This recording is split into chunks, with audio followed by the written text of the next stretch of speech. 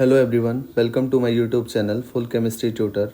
आज हम इस वीडियो में मेटलर्जी देखने वाले हैं जो झारखंड एलिजिबिलिटी टेस्ट के सिलेबस में भी इंक्लूड है। मेटल नाम के चैप्टर हैं जिसमें हमें मेटलर्जिकल प्रोसेस देखना है, कैसे हम मेटलर्जिकल प्रोसेस से मेटल को सेपरेट करते हैं, मेटल का कंसंट्रेशन करते हैं, या जो भी प्रोसेस मेटलर्जिकल प्रोसेस में इंक्लूड हैं वो सारे प्रोसेस हम देखेंगे। तो आज के वीडियो में हम कंसंट्रेशन ऑफ ओर देखने वाले हैं। बाकी धीरे धीरे ऐसे ही हम सारे वीडियो को कवर करेंगे, सारे पूरे लेक्चर को कवर करेंगे, मेटलर्जी पूरे चैप्टर को कवर करेंगे। तो आगे वीडियो में तो हमें कंसंट्रेशन ऑफ ओर देखना है। कंसंट्रेशन ऑफ ओर में क्या, गैंग पार्टिकल्स को रिमूव करना। तो फर्स्ट नंबर क्या है, मैकेनिकल सेपरेशन करना। मैकेनिकल सेपरेशन, तो in this method the impurities are removed by hand picking. अब तुम ही सोच लो, हैंड पिकिंग से कितने इम्प्योरिटीज निकल सकते हैं, काफ़ी कम निकल सकते हैं ना। But this process is not often used because it is very time consuming and concentration of ore is not of concentrated ore is not of high quality। तो इम्प्योरिटीज काफ़ी कम निकलेंगे, इसलिए इस प्रोसेस को हम यूज़ नहीं करते ज़्यादा।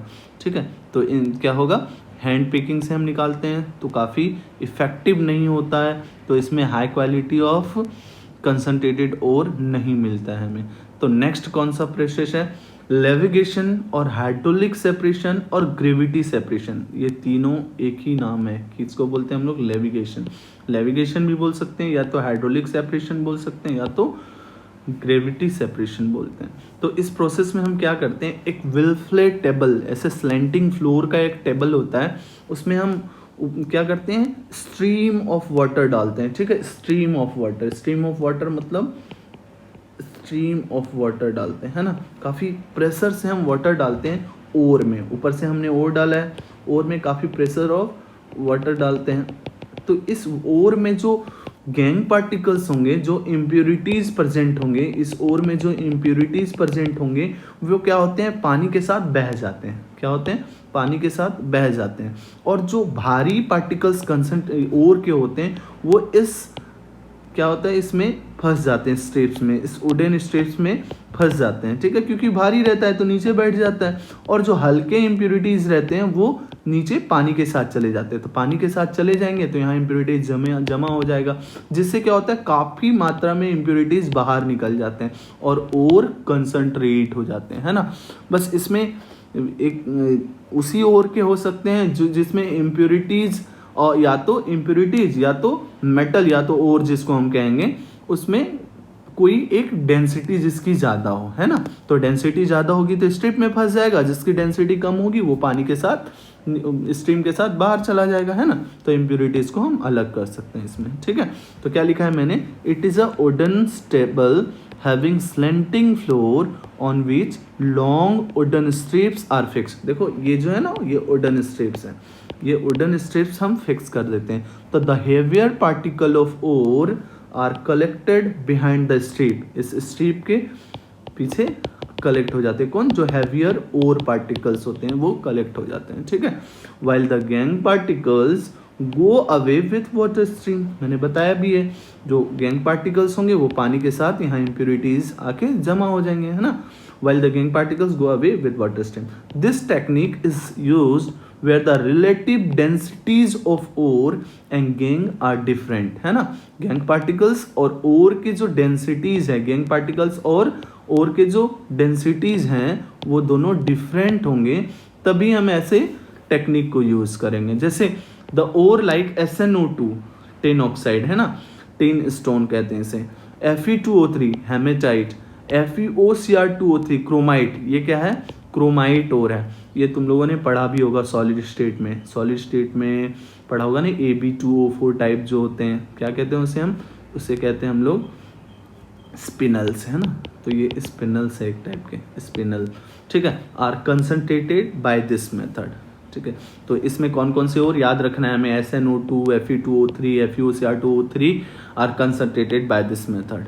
ठीक है, तो एग्जाम्पल्स जरूर याद रखने। तो ये किस प्रोसेस कौन सा प्रोसेस पढ़ा हमने, लेविगेशन, या तो हाइड्रोलिक सेपरेशन बोल सकते हैं या तो ग्रेविटी सेपरेशन बोल सकते हैं। तो ऐसे भी क्वेश्चन आ सकते हैं कि इनमें से किसका कंसंट्रेशन लेविगेशन के थ्रू किया जाता है, या तो हाइड्रोलिक सेपरेशन से किया जाता है, या तो ग्रेविटी सेपरेशन से किया जाता है। तो ऑप्शंस हमें पिक करने देखने हैं, SnO2 होंगे, Fe2O3, FeOCr2O3, इनमें से कोई ऑप्शन में होंगे। ठीक है, नेक्स्ट क्या है, नेक्स्ट है मैग्नेटिक सेपरेशन। नाम से पता चल रहा है मैग्नेट का यूज होना चाहिए ना, मैग्नेट के थ्रू सेपरेट करना। तो ये मैंने फोटो यहाँ पे दिया है कैसे होता है मैग्नेटिक सेपरेशन। तो एक रोलर होते हैं, ठीक है, इस रोलर में हम, ये मैग्नेटिक रोलर होते हैं जो घूमते रहते हैं, मैग्नेटिक रोलर, और इसमें क्या होता है, इसमें हम बेल्ट लगा देते हैं, ठीक है, और यहाँ से ओर डालते हैं। तो ओर पार्टिकल्स में अगर एक मैग्नेट से उसका अट्रैक्शन होगा, अगर मैग्नेट से अट्रैक्शन होगा तो मैग्नेट से चिपका होगा ये यहाँ, क्योंकि ये तो रोलर मैग्नेट का है। जैसे ही मैग्नेट से यहाँ पे चिपका होगा तो यहाँ तक जब तक बेल्ट जाएगा तो मैग्नेट से ये चिपका होगा। लेकिन अगर इम्प्योरिटीज या जो भी नॉन मैग्नेटिक पार्टिकल्स होंगे वो क्या होंगे, यहाँ के बाद तो नीचे गिर जाएंगे, क्योंकि वो तो मैग्नेट में चिपका हुआ रहेगा नहीं। तो इसमें एक नॉन मैग्नेटिक अगर है और एक मैग्नेटिक है, या तो वो इम्प्योरिटीज हो सकते हैं नॉन मैग्नेटिक, या तो जो मेटल है वो हो सकते हैं नॉन मैग्नेटिक। दोनों में किसी को हमें देखना है, मतलब या तो मैग्नेटिक हो और या तो नॉन मैग्नेटिक हो, हम अलग कर सकते हैं। ठीक है, बस इसमें ध्यान देना है क्या, जैसे और पार्टिकल्स बेल्ट्स में आए, अगर वो मैग्नेटिक है तो यहाँ आके गिरेंगे, अगर वो नॉन मैग्नेटिक है तो पहले ही गिर जाएंगे, तो इससे सेपरेशन हो जाएगा, है ना। तो मैग्नेट जैसे एग्जांपल के लिए, this method is used for strongly ferromagnetic ore, जिसका अट्रैक्शन हो मेटल मैग्नेट के साथ, जैसे Fe, Sn एटसेट्रा। जैसे उल्फरमाइट होता है ना, FeWO4, उल्फरमाइट होते हैं ओर ऑफ टंगस्टन। इसमें क्या होते हैं, इम्प्यूरिटीज आयरन के होते हैं। आयरन क्या होता है, इसमें इम्प्यूरिटीज होता है, आयरन इसमें क्या होते हैं, इम्प्यूरिटीज। और जो WO4 होते हैं ये ओर होते हैं, किसके ओर होते हैं, ये होते हैं ये टंगस्टन के ओर होते हैं। अब क्या होगा, ये इम्प्यूरिटीज कहाँ आके गिरेगा, इम्प्यूरिटीज यहाँ पे आके गिरेंगे, है ना। इम्प्यूरिटीज अब मैग्नेटिक, अब Fe यहाँ पे आके गिरेगा, और जो उल्फरमाइट के ओर है वो इस जगह पे आके गिरेंगे, है ना। तो इसे अलग किया जा सकता है। तो क्या होगा, इससे अलग हो जाएंगे तो कंसंट्रेशन ऑफ ओर हो जाएंगे। ठीक है, और कुछ एग्जांपल जैसे कैसिटेनाइट SnO2, है ना, जिसको टिन स्टोन भी कहते हैं, टिन स्टोन। इसका भी हम कंसंट्रेशन करते हैं, ये चिपका रहेगा, ये फेरोमैग्नेटिक सब्सटेंस है, ये फेरोमैग्नेटिक सब्सटेंस है, तो इससे भी अलग कर सकते हैं। इसको FeOCr2O3 को भी अलग कर सकते हैं, Fe2O3, Fe3O4, MnO2।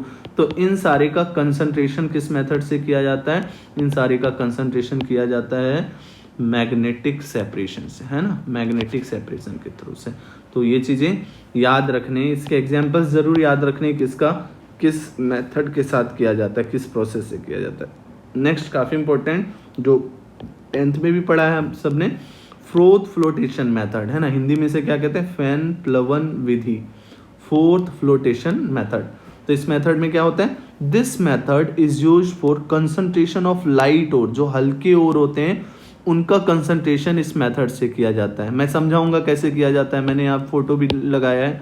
ठीक है, मेनली सल्फाइड्स और मेनली सल्फाइड, तो जो हल्के ओर में कैसे, जैसे मेनली सल्फाइड्स और जो होते हैं वो हल्के होते हैं, इसका कंसंट्रेशन इस मेथड से किया जाता है। And it is based on different wetting tendency of ore and gangue particles.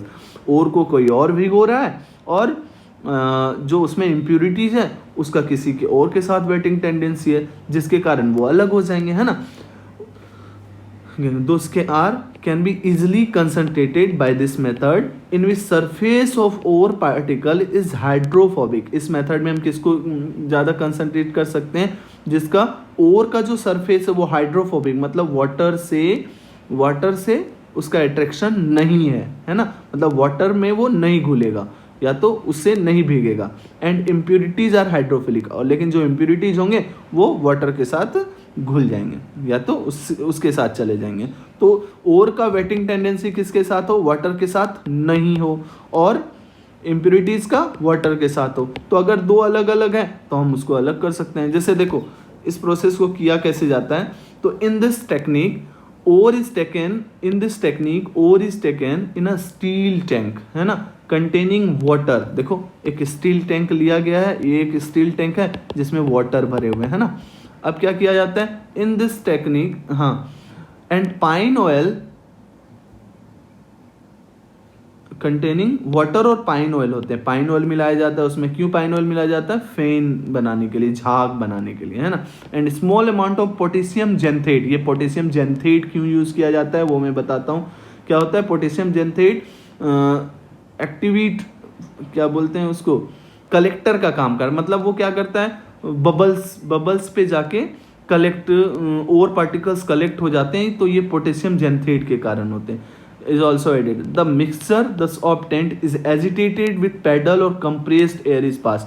अब इसी मिक्सचर में हम क्या करते हैं, कंप्रेस्ड एयर डालते हैं, है ना। इस कंप्रेस्ड एयर के डालने से क्या होगा, झाग बनेगा। झाग बनने से क्या होगा, अब दोनों और पार्टिकल्स जो हैं और इम्प्योरिटीज जो हैं उसकी वेटिंग टेंडेंसी डिफरेंट है, तो क्या होगा, ये जो पाइन ऑयल के साथ है, पाइन ऑयल के साथ क्या होगा, वो सल्फाइड ओर्स जो हल्के हैं, सल्फाइड ओर्स पाइन ऑयल के साथ चले जाएंगे और जो इम्प्योरिटी रहेंगे वो पानी में रह जाएंगे नीचे, ठीक है। तो लिखा है मैंने, the ore particle which are preferentially wetted by pine oil. और पार्टिकल किसके साथ वेट होंगे, पाइन ऑयल के साथ। Rise up to the upper surface with froth, और वो झाग के साथ ऊपर चले जाएंगे। And the gangue particles remains in water, और जो इम्प्योरिटीज होंगे वो पानी के साथ रह जाएंगे, है ना, इम्प्योरिटीज पानी के साथ रहेंगे। और particles are collected from froth, और जो और पार्टिकल्स फ्रोथ में रहेंगे उसको हम ऐसे कलेक्ट कर लेंगे, किसी बर्तन में कलेक्ट कर लेंगे, जिसमें क्या होगा, इम्प्योरिटीज बाहर निकल जाएंगे। मीन्स जो और पार्टिकल होंगे वो कंसंट्रेटेड होंगे, अब है ना, और पार्टिकल कंसंट्रेटेड होंगे। अब इसमें हमने फ्रोथर यूज किया था। फ्रोथर मतलब जो झाग बना रहा था, कौन झाग बना रहा था, तो फ्रोथर क्या होते हैं, substance which is added to generate froth, है ना, फ्रोथ बनाने के लिए जिसका यूज किया जाता है। यहाँ पे हमने क्या लिया था, पाइन ऑयल लिया था, है ना।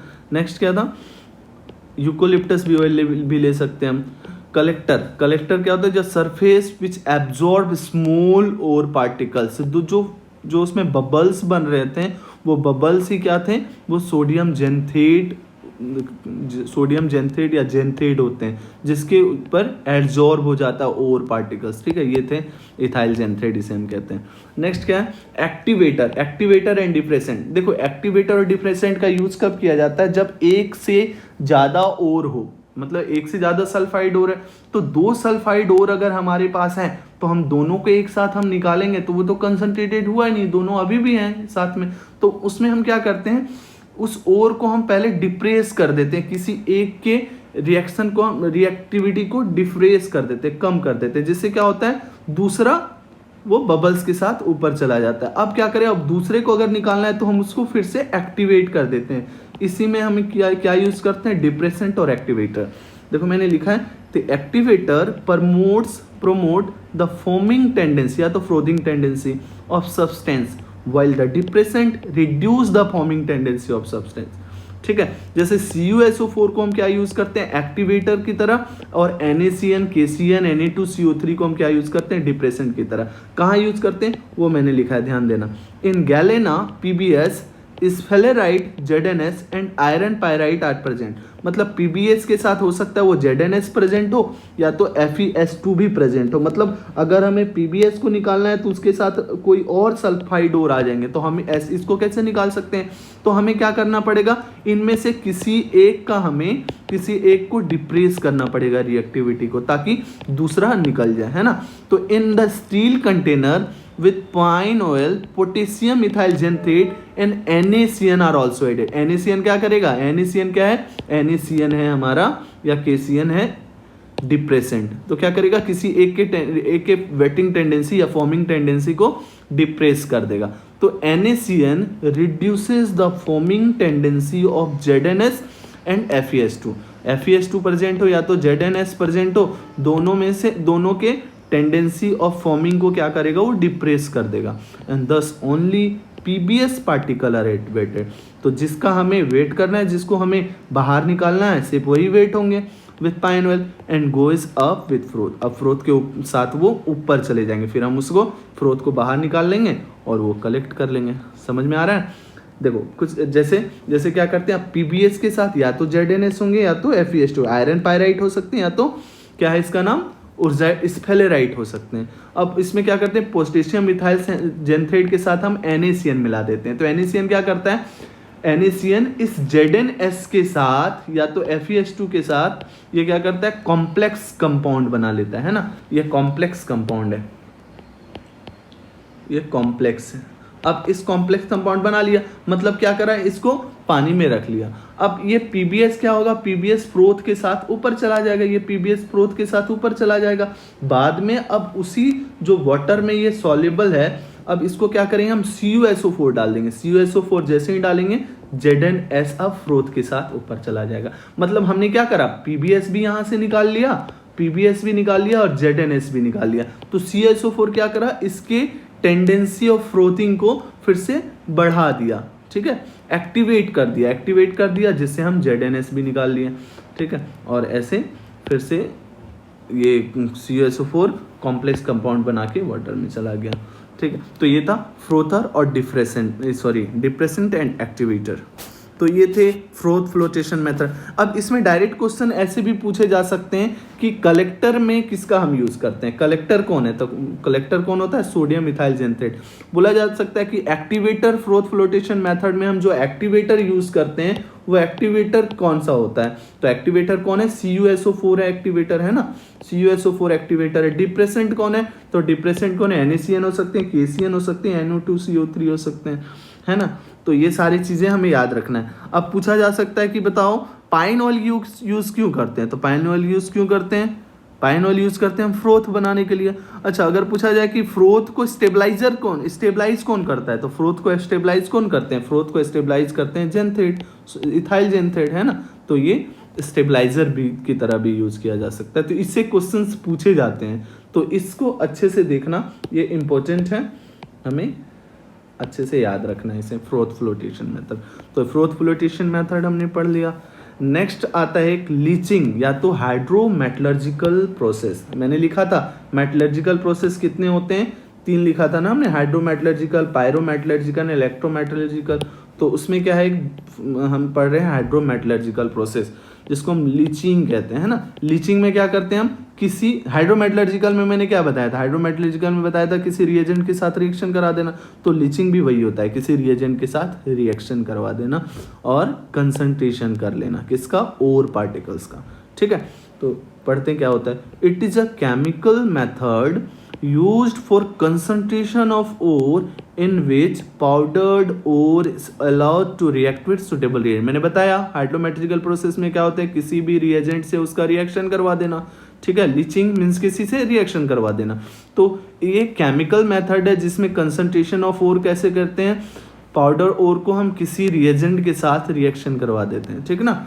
तो ore reacts with reagent added and form soluble complex. तो जो रिएजेंट से रिएक्शन करके ओर क्या करता है, सॉल्युबल, वाटर सॉल्युबल कॉम्प्लेक्स बना लेता है ना, सॉल्युबल कॉम्प्लेक्स। बाद में क्या करते हैं, अब वाइल इम्प्यूरिटीज आर सेपरेट। अब देखो ये जो ओर था वो सॉल्युबल कॉम्प्लेक्स बना लिया, सॉल्युबल कॉम्प्लेक्स सॉल्युबल हो गए, बाकी जो इम्प्यूरिटीज होंगे वो क्या होंगे, इनसॉल्युबल होंगे, तो फिल्टर करके उसको हम निकाल लेंगे, ठीक है। बाद में जो सॉल्युबल कॉम्प्लेक्स है उसको हम क्या करेंगे, रिप्रेसिपिटेट करेंगे, ठीक है। तो प्रीप्रेसिपिटेट कर लिया तो इम्प्यूरिटीज क्या हुए, इम्प्यूरिटीज ऑटोमेटिक तो हमने उसे बाहर निकाल ही लिया ना फिल्टर्स करके। तो इसमें कुछ प्रोसेस है जो हम यूज करते हैं, जैसे बेयर्स प्रोसेस में हम क्या करते हैं, रेड बॉक्साइड को हम यूज करते हैं। रेड बॉक्साइड को हम कंसंट्रेशन करते हैं, कैसे, तो रेड बॉक्साइड को कंसंट्रेशन करने के लिए बेयर्स और हॉल्स प्रोसेस यूज करते हैं। याद रखना, अगर इसको याद रखना है रेड बॉक्साइड में कौन सा प्रोसेस से हम कंसंट्रेशन करते हैं, तो याद रखना लाल बेहाल, क्या बोला मैंने, लाल बेहाल मीन्स लाल, रेड बॉक्साइड, लाल मतलब क्या, रेड बॉक्साइड, और बेहाल मतलब क्या, बेयर्स प्रोसेस, और हाल मतलब हेल्स प्रोसेस। इन दोनों से क्या किया जाता है, इसका कंसंट्रेशन किया जाता है, ठीक है। तो बेयर्स प्रोसेस क्या होता है, तो this process is used for the concentration of bauxite ore, कौन सा बॉक्साइट, रेड बॉक्साइट ओर, है ना। क्या होते हैं, कैसे करते हैं, तो impure bauxite is treated with NaOH, है ना, with which it forms water soluble. तो मैंने पहले ही बताया क्या करता है, और को हम पहले किसी सुटेबल रिएजेंट से रिएक्शन करवाते हैं और उसका सॉल्युबल कॉम्प्लेक्स बना लेता है, और उसके साथ सॉल्युबल कॉम्प्लेक्स बना लेगा, इम्प्योरिटीज कॉम्प्लेक्स नहीं बनाएंगे, वो क्या होंगे, सॉलिड फॉर्म में होंगे, उस इम्प्योरिटीज को हम फिल्टर करके निकाल लेंगे। बाद में क्या करेंगे, बाद में उसी जो सॉल्युबल कॉम्प्लेक्स है उसको हम अलग रिप्रेसिपिटेट करके अलग निकाल लेंगे, और का कंसंट्रेशन हो जाता है ऐसे मेथड से। तो impure bauxite is treated with NaOH, इसमें हम क्या करते हैं, NaOH के साथ ट्रीट करते हैं, ठीक है, with which it forms water soluble sodium Meta aluminate, sodium Meta aluminate use होता है। तो पूछ सकता है NaOH के साथ बॉक्साइड का जो हम बेयर्स प्रोसेस, इनमें से कौन सा बेयर प्रोसेस है, बेयर प्रोसेस में क्या बनता है, कौन से सॉल्युबल मेटल कॉम्प्लेक्स बनते हैं, तो क्या बनते हैं वो सोडियम मेटा एल्यूमिनेट, याद रखना है ये सोडियम मेटा एल्यूमिनेट, है ना, ये है sodium Meta soluble complex aluminate के। NaAl2O, AlO2 भी लिखा हो सकता है, या तो उसके साथ हाइड्रेट भी दिए रख सकते हैं। इसमें क्या होता है, impurities of Fe2O3, TiO2, silica gel etcetera are left behind, ये सारे कहाँ रह जाएंगे, वाटर में रह जाएंगे, जो सॉल्युबल नहीं होंगे, and pure alumina is recovered in solution, है ना। तो जैसे सोडियम एल्यूमिनेट हमने ले लिया, सोडियम मेटा एल्यूमिनेट, इसका फिर से वाटर के साथ रिएक्शन कराया तो ये एल्युमिनियम टेट्रा हाइड्रोक्साइड बन जाते हैं, है ना, ट्राई हाइड्रोक्साइड बन जाते हैं। और NaOH, अब इस एल्युमिनियम ट्राइऑक्साइड को जब हम हीट करेंगे तो Al2O3 मिल जाता है, और water crystal of water hydrated form बाहर उड़ जाते हैं। तो जो Al2O3 यहाँ पे मेरा एल्युमिनियम, वो कंसनट्रेटेड मिलेंगे हमें, कंसनट्रेटेड मतलब जिसमें इम्प्योरिटीज काफ़ी मात्रा में कम हो जाएंगे, ठीक है।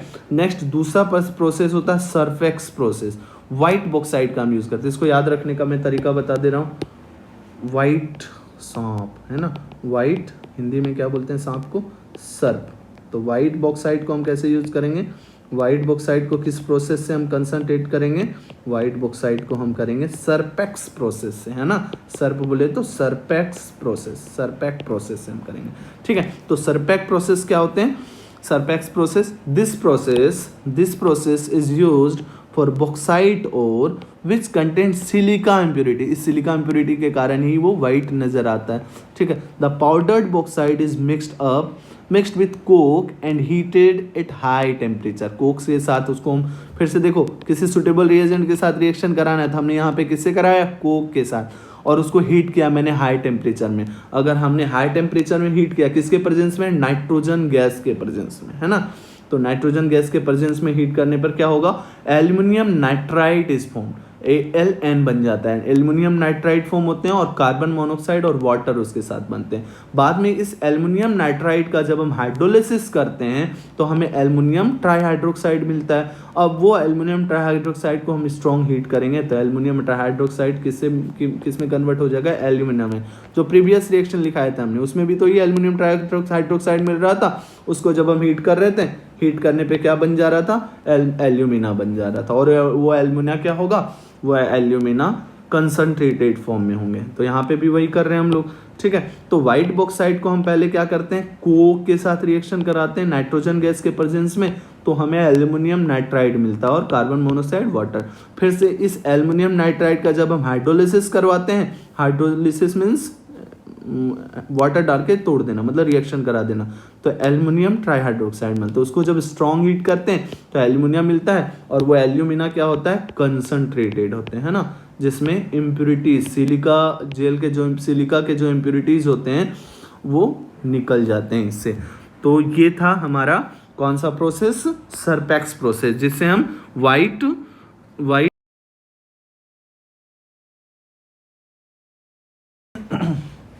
नेक्स्ट क्या है, MacArthur Forrest cyanide process. Forrest का स्पेलिंग थोड़ा गलत है, डबल आर होता है ना, फॉरेस्ट साइनाइड प्रोसेस, ठीक है। इसमें क्या करते हैं हम, this process is used for concentration of silver and gold और गोल्ड और सिल्वर में कुछ अगर इम्प्यूरिटीज है तो उसको कंसंट्रेशन करने के लिए हम MacArthur Forrest cyanide process use करते हैं।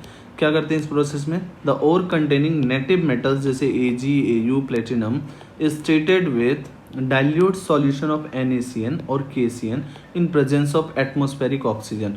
मीन्स NaCN, KCN और O2 के साथ हम रिएक्शन करवाते हैं, ठीक है, किसके? Au या Ag के ओर का। The metal form soluble complex with cyanide and from solution they can be recovered. तो पहले क्या करते हैं हम? मेटल को हम क्या एक solution of KCN, dilute solution of KCN NaCN के साथ रिएक्शन करवा देते हैं एटमॉस्फेरिक ऑक्सीजन के प्रेजेंस में। तो क्या करता है? सॉल्युबल कॉम्प्लेक्स बना लेता है, साइनाइड का कॉम्प्लेक्स बना लेता है and from solution they can be recovered. कैसे? जैसे हमारे पास इम्प्योर Ag है, ठीक है, इसका NaCN और एक्वस सॉल्यूशन ऑफ NaCN और ऑक्सीजन के साथ रिएक्शन कराया हमने, तो एक सॉल्युबल कॉम्प्लेक्स बना लिया Ag और साइनाइड का, सिल्वर साइनाइड का एक सॉल्युबल कॉम्प्लेक्स बना लिया। इस सॉल्युबल कॉम्प्लेक्स को हम फिर से सॉल्युबल कॉम्प्लेक्स से ही हम Ag को रिकवर करेंगे। कैसे वो नीचे हम लोग देखते हैं।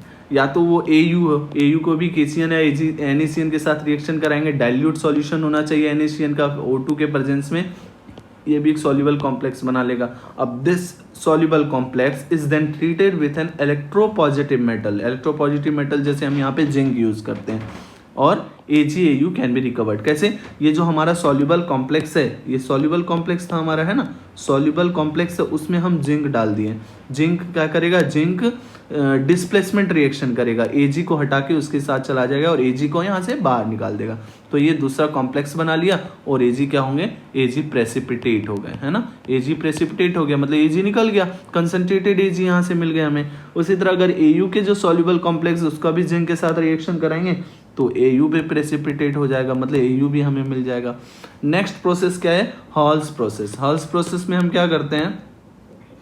इन दिस प्रोसेस बॉक्साइट और इज ट्रीटेड विथ, या तो रिएक्शन इसका कराना में treated with Na2CO3, sodium carbonate का साथ रिएक्शन कराते हैं और ये क्या करता है? अब ये फ्यूज्ड स्टेट में हमें रिएक्शन कराना है, सोडियम मेटा एल्यूमिनेट देता है, sodium Meta aluminate is formed, है ना, NaAlO2, इसी को हम लोग क्या कहते हैं? सोडियम मेटा एल्यूमिनेट मिलता है, एल्यूमिनेट इन सॉल्यूशन। तो हमें सॉल्युबल फॉर्म में ये मिल जाता है। बाद में हम इसके क्या करते हैं? इस सॉल्यूशन को, दिस सॉल्यूशन इज वार्म्ड, हम थोड़ा सा गर्म करते हैं। कितना टेम्परेचर रखते हैं? 50 डिग्री सेल्सियस, 50 डिग्री से लेके 60 डिग्री सेल्सियस, ठीक है, warm. And after this, warm करने के बाद क्या करेंगे हम? CO2 इज सर्कुलेटेड, है ना, CO2 हम इसमें सर्कुलेट करा देते हैं, CO2 इज सर्कुलेटेड एंड क्या हो जाएगा? AlOH whole thrice with Na2CO3 is formed. अब इसी हम AlOH होल थ्राइस को is heated to form concentrated alumina, है ना, एल्यूमिना हमें मिल जाएगा। रिएक्शन लिख लें, इसके रिएक्शन क्या होंगे? बॉक्साइट, और कौन सा बॉक्साइट होगा? रेड बॉक्साइट, है ना, लाल बेयर्स प्रोसेस और हॉल प्रोसेस से हम करते हैं। बॉक्साइट और को हम पहले हम क्या करेंगे? Na2CO3 के साथ रिएक्शन कराएंगे, ये बन जाएगा हमारा NaAlO2 जो सॉल्युबल होंगे, सॉल्यूशन में होंगे।